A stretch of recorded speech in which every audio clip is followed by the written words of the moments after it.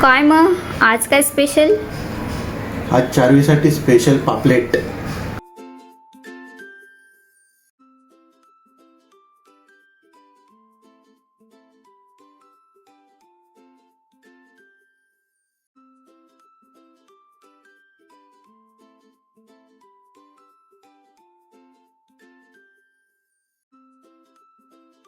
आज चारूसाठी स्पेशल छिलकी डाळ भात विथ स्टीम पापलेट.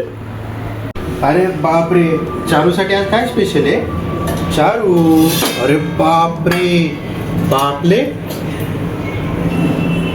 पापलेट आहे. पिशी कोणा खायची? कोणती पिशी आहे ग? पापलेट. कोणती पिशी आहे? पापलेट.